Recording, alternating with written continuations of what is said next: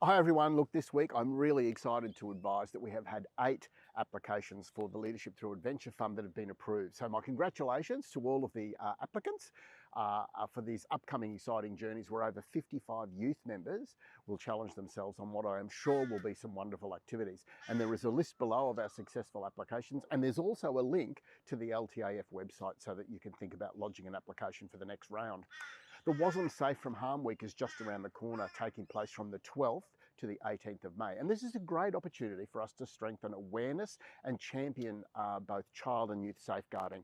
So each day Wasm is going to have a focus on a different topic about safe scouting and offering us a chance to learn, reflect and take action together. And the link to the Safe for Harm website is below. Look, just a quick reminder about the requirements for the completion and approval of activities or events via the C5 and the F31.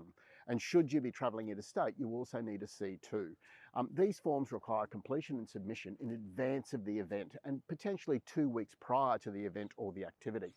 QBSI section 2.19 provides guidance on the completion of the C5 for event and activity approvals. And the C5 form is to be used for all overnight camps and hikes and for any event that involves an outdoor adventure activity. And if you have a look at chapter 11 of QBSI, you'll be able to understand what that is. But for Joey Scouts, Cub Scouts, Scouts, Venturer Scouts and Rover Scouts and any Scout fellowships. The F31 is the risk assessment, and that should be attached to the C5 where applicable. The C2 is the interstate travel form, and that requires to be submitted 1 month in advance to ensure that we can provide the branch that you're visiting with enough time and information about your intended visit. I wanted to take a moment to reinforce and highlight the importance of our incident reporting requirements. Look, the incident reporting form is available online, and there is a link below to that form, both for incident reporting and for child safe from harm.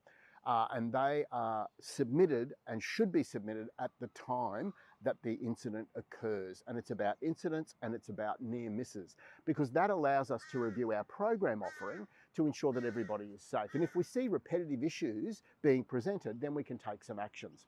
The one component that is really critical is the timely submission of these reports, and that they should be submitted at the time of the incident, but no later than 4 days after the incident. And with the form being online and usable on just about every device, that should make the submission easier for you. Our youth program tweaks are in play now, and we are eagerly awaiting the first replies via the app on the visits by our DCs and our district section leaders about how they can support you in your role. So in summary, those tweaks include the new SIA templates and the badge options, which include the Scouts Australia SIA badge for the uniform, the introduction to the Badge of the Week concept, and there's another one of those in the newsletter this week, the visitation program from district teams to support you in your unit, the introduction of the Earth Tribe and the Life Leaders programs, and I can assure you that work is very much underway around the establishment of activity centres. Over term 2 or 3, we are asking all of our district and section support leaders to arrange a visit to your unit to check in and see what else we can be doing to support you in your role. And please note that this visit is one of coaching and support. It's not an audit. And they may pop in unannounced, very much to what I did this week by popping in very briefly to see Waminda Park Scout Group. Over the week, I've attended a peak award ceremony at Sanford Scout Group, Grey Wolf Award, and I'm also attending another ARP at Cleveland. And this Saturday, I'm spending the whole day with all of my Chief Commissioner colleagues from across Australia in the Chief Commissioner of Australia's meeting. I hope you have a great week and good scouting, but I also would like to say a very happy Mother's Day to all of our scouting mums and grandmas and carers across the branch, and I hope you have a wonderful day with your family.